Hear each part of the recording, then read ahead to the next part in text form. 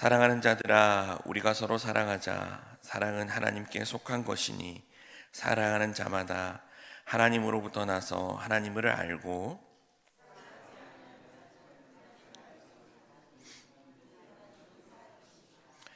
하나님의 사랑이 우리에게 이렇게 나타낸 바 되었으니 하나님이 자기의 독생자를 세상에 보내심은 그로 말미암아 우리를 살리려 하심이라.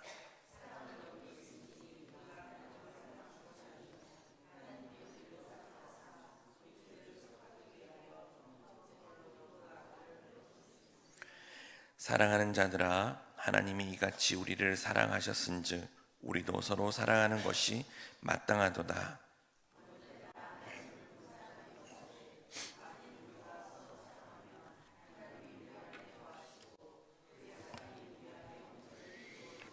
다 같이 읽겠습니다. 그의 성령을 우리에게 주심으로 우리가 그 안에 거하고 그가 우리 안에 거하시는 줄 아느니라. 아멘.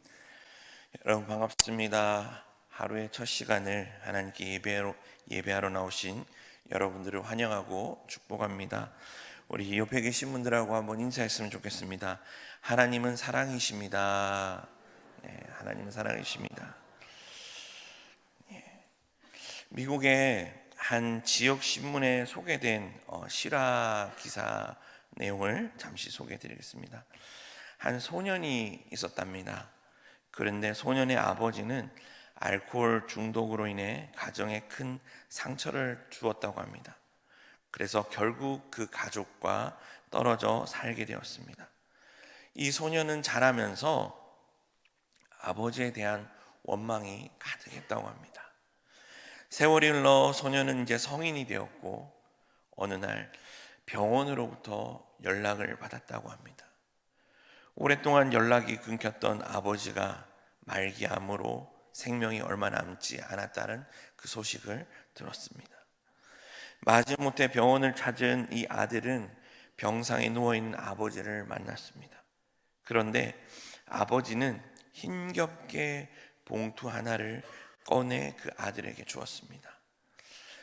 아들에게 이렇게 이야기를 합니다. 이건 내가 태어날 때부터 준비한 거란다.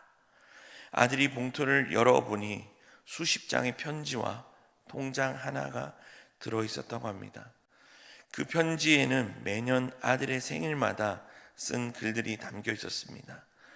오늘은 내가 초등학교에 들어가는 날이었구나. 오늘은 중학생이 되었구나. 혹시 힘든 일이 있으면 포기하지 말아라. 아빠는 내 곁에 없지만 하루도 너를 잊은 적이 없단다. 그리고 통장에는 아버지가 막노동을 하며 조금씩 모아놓은 돈이 들어있었다고 합니다. 많지 않은 금액이었지만 아들이 대학에 갈 수 있도록 준비해 둔 돈이었습니다. 아들은 그 자리에서 눈물을 쏟았다고 합니다.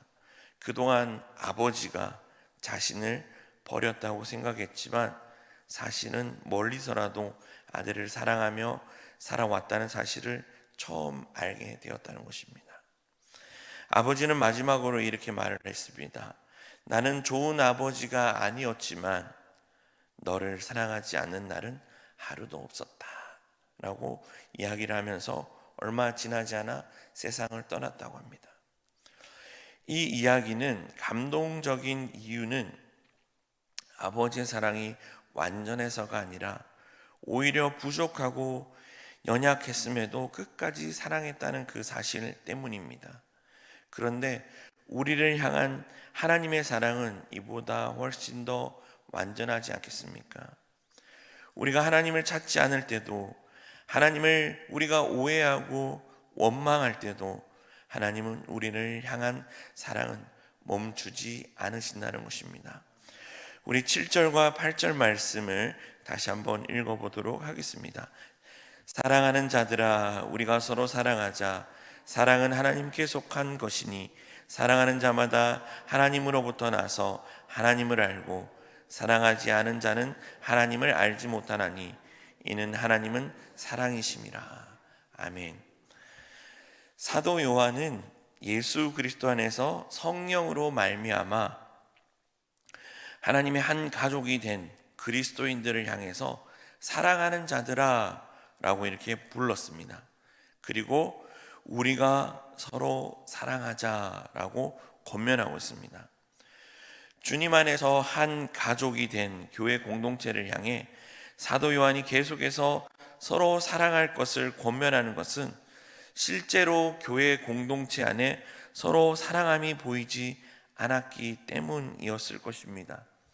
여기서 서로 사랑하자라는 말씀은 우리의 머리에만 머무르는 말씀이 아닌 우리 마음 속에서 손과 발이 되어 하나님께서 허락하신 지체를 사랑하는 것을 의미하고 있습니다.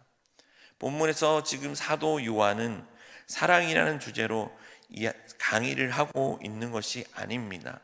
교회 공동체 안에서 서로 사랑하지 못해 서로 무관심하고 서로 시기하며 서로 경쟁하며 서로 반목하는 형제 자매들을 향해 애타는 마음으로 제발 좀 사랑하는 자들아, 우리 제발 좀 서로 사랑하자라고 간곡히 권면하고 있는 것입니다.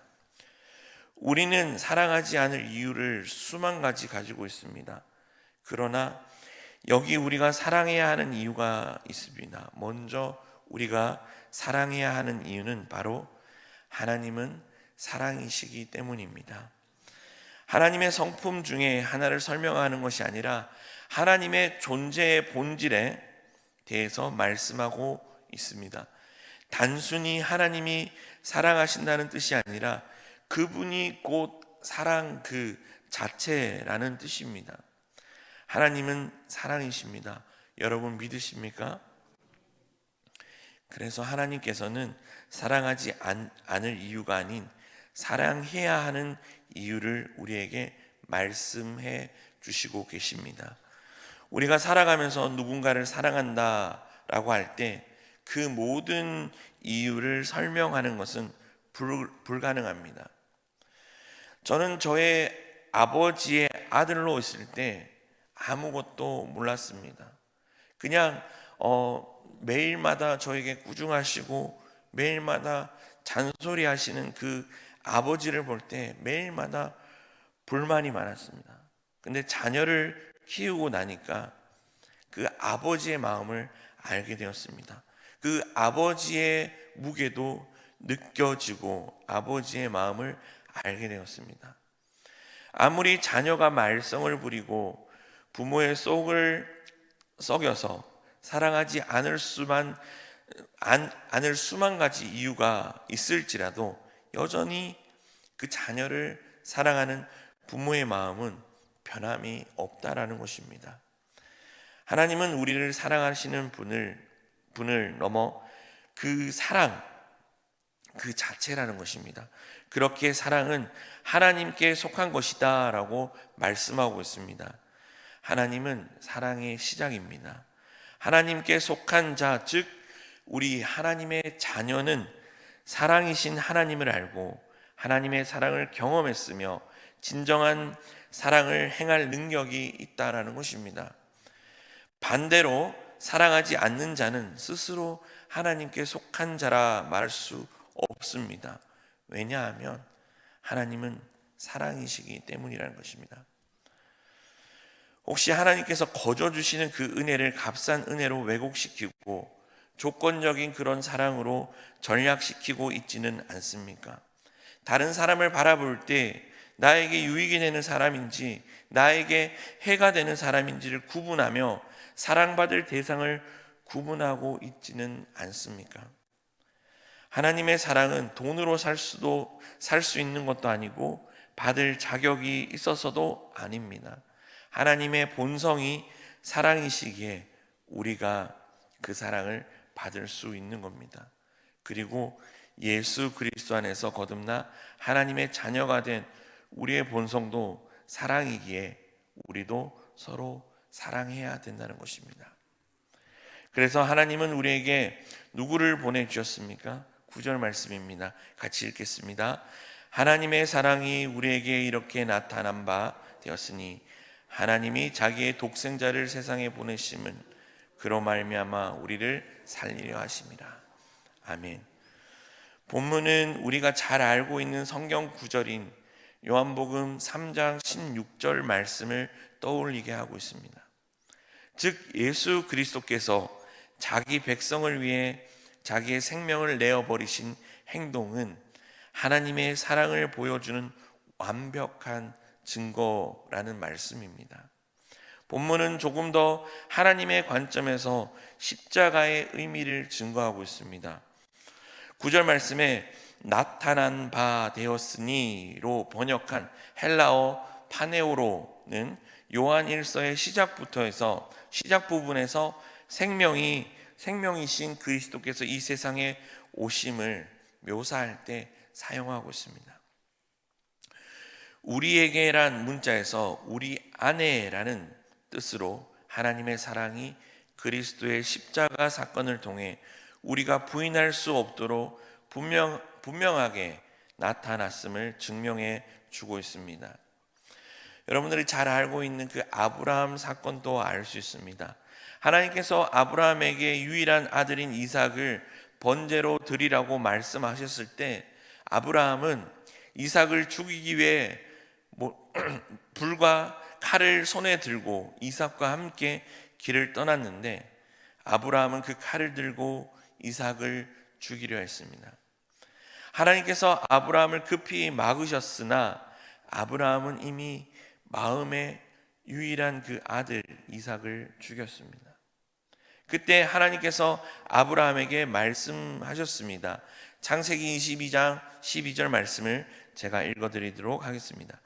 사자가 이르시되 그 아이에게 내 손을 대지 말라, 그에게 아무 일도 하지 말라. 내가 내 아들 내 독자까지도 내게 아끼지 아니하였으니 내가 이제야 내가 하나님을 경외하는 줄을 아노라. 아멘. 하나님께서 유일한 그 아들 그리스도를 이 세상 가운데 보내셨을 때 이미 그를 죽이기로 결심하셨다는 것입니다. 그리고 우리는 하나님의 독생자의 죽음을 통해 이제야 하나님이 우리를 사랑하신 줄 알게 되었습니다. 10절 말씀입니다. 다 같이 한번 읽어보도록 하겠습니다. 사랑은 여기 있으니 우리가 하나님을 사랑하는 것이 아니요 하나님이 우리를 사랑하사 우리 죄를 속하기 위하여 화목제물로 그 아들을 보내셨습니다. 아멘. 서두에 말씀드렸듯이 사랑의 시작은 하나님이십니다. 사랑의 이유를 우리 안에서 찾으려 할 때 우리는 늘 실패합니다. 왜냐하면 우리에게는 사랑의 이유가 없을 뿐더러 우리에게 나온 사랑이라는 표현은 늘 자기중심적이며 이기적이고 다른 사람을 시기하고 질투하기 때문입니다. 우리가 하나님을 사랑하는 것이 아니라 하나님이 우리를 사랑하셨다라는 말씀을 통해 주도권이 전적으로 하나님의 손에 있음을 아셔야 하는 것입니다. 자신을 사랑하지 않으며 사랑하고 싶어 하지도 않는 사람들에게 자신의 사랑을 보여주고자 결심하신 분이 바로 하나님이십니다.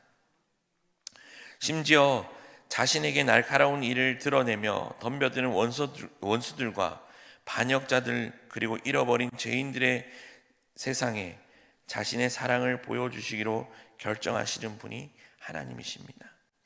우리의 구원의 역사를 이끌어가는 주도권은 전적으로 하나님의 사랑에 속해 있습니다. 유일한 독생자 예수 그리스도를 세상에 보내신 목적은 우리의 죄를 사하기 위하여 그 몸을 화목제물이 되도록 하기 위함이라는 것입니다. 그 사랑이 바로 13절 말씀에 나와 있는데 우리가 그 안에 거하고 그가 우리 안에 거하신다는 말씀을 하셨습니다. 이 말씀은 예수님께서 제자들에게 말씀하셨던 포도나무와 가지의 비유를 떠오르게 합니다. 요한복음 15장 5절 말씀에 나는 포도나무요 너희는 가지라 그가 내 안에 내가 그 안에 거하면 사람이 열매를 많이 맺나니 나를 떠나서는 너희가 아무것도 할 수 없음이라. 아멘. 하나님께서는 우리에게 성령을 주심으로 나무에서 잘 자라 생명력을 잃고 메마른 가지와 같았던 우리가 포도나무 되시는 그리스도 안에 거하고 그리스도께서 우리 안에 거하심을 알 수 있습니다. 우리는 매일 성령으로 말미암아 그 사랑의 하나님 안에 거하며 사랑의 열매를 맺으며 살아가는 하나님의 자녀 되시는 양일교회 모든 성도님들이 되시길 소망합니다. 저는 오늘 이 말씀을 통해서 묵상을 하면서 오늘 하루 저는 이렇게 한번 실천해 보도록 하려고 합니다. 죄로 인해 죽을 수밖에 없는 저를 사랑하셔서 독생자를 보내주신 그 하나님의 사랑을 실천하는 하루가 되겠습니다. 제 주위의 많은 이들에게 사랑을 전하는 오늘 하루가 되어 하나님이 우리를 사랑하셔서 독생자를 주심처럼 저도 하나님께 제가 가지고 있는 그 소중한 것을 많은 이웃들에게 나누는 하루가 되도록 노력하는 하루가 되겠습니다. 기도하겠습니다. 사랑이신 하나님, 우리는 참 다양한 이유로 서로 사랑하기를 거부하며 사랑할 사람을 선택하며 살아가는 저희들을 용서하여 주시옵소서.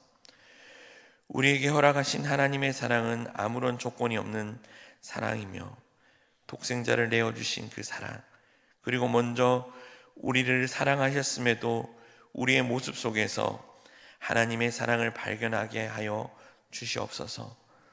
날마다 넘치는 하나님의 사랑으로 말미암아 오늘 하루를 살아가게 하여 주시옵소서.